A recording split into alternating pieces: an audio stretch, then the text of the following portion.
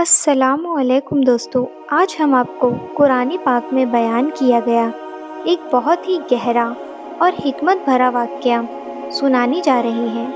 یہ واقعہ ہے حضرت خضر علیہ السلام کا، جنہیں اللہ نے علم لادنی عطا فرمایا تھا۔ اس واقعہ میں ہمیں صبر، اللہ کی پلاننگ اور حقیقت کے پیچھے چھپی حکمت کا سبق ملتا ہے۔ حضرت خضر علیہ السلام کا تعارف۔ حضرت خضر علیہ السلام اللہ کے ایک خاص بندے تھے۔ ان کا نام خضر اس لیے پڑا کیونکہ جہاں وہ بیٹھ جاتے وہاں ہریالی آ جاتی تھی۔ اللہ نے انہیں وہ علم دیا تھا جو صرف وہی سمجھ سکتے تھے، بنا ظاہری دلیل کے۔ ایک مرتبہ حضرت موسیٰ علیہ السلام نے فرمایا، میں زمین پر سب سے زیادہ علم رکھنے والا ہوں۔ اللہ کو یہ پسند نہ آیا اور فرمایا، میرا ایک بندہ ہے جسے تم سے زیادہ علم دیا گیا ہے۔ حضرت موسیٰ علیہ السلام نے کہا، میں اس سے ملنا چاہتا ہوں۔ اللہ نے فرمایا، جہاں بھونی ہوئی مچھلی زندہ ہو کر پانی میں چلی جائے وہیں حضرت خضر علیہ السلام ملیں گے۔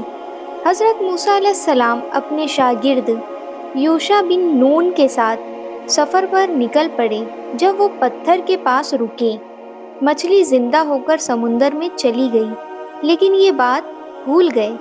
آگے جا کر حضرت موسیٰ علیہ السلام نے کہا، یہی وہ جگہ ہے۔ وہاں ان کی ملاقات حضرت خضر علیہ السلام سے ہوئی۔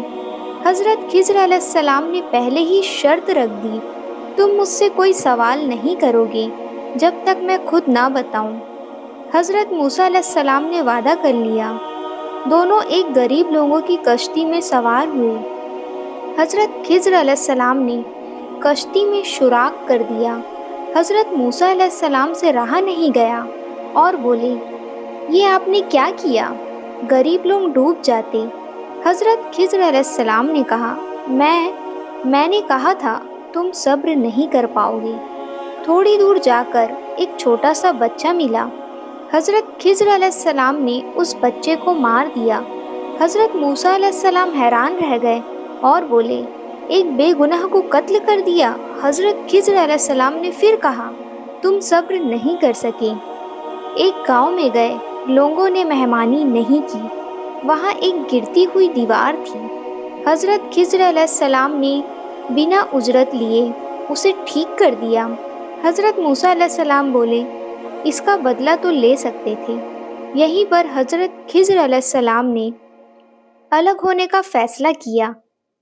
3 واقعات کی حکمت۔ سب سے اہم حصہ۔ پہلا، کشتی کیوں توڑی؟ اس کا جواب یہ تھا کہ آگے ایک ظالم بادشاہ تھا جو اچھی کشتیوں کو چھین لیتا تھا۔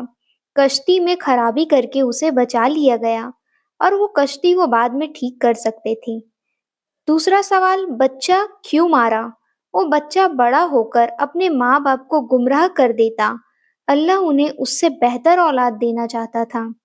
تیسرا واقعہ کا جواب، دیوار کیوں بنائی؟ اس دیوار کے نیچے 2 یتیم بچوں کا خزانہ تھا۔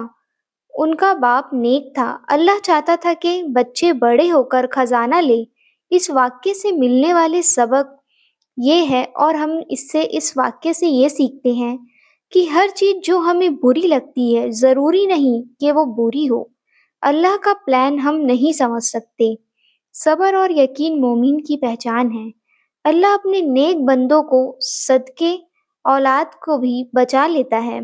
دوستو، حضرت خضر علیہ السلام کا یہ واقعہ ہمیں سکھاتا ہے کہ اللہ جو کرتا ہے وہی بہترین ہوتا ہے۔ اگر آپ کو یہ ویڈیو پسند آئے تو لائک، شیئر اور چینل کو سبسکرائب ضرور کریں، اور اگر آپ بھی ایسی ہی کہانی دیکھنا پسند کرتے ہیں تو اس چینل کو سبسکرائب کیجیے۔ میں نے ایسی بہت ساری ویڈیوز اس میں اپلوڈ کی ہیں۔ شکریہ۔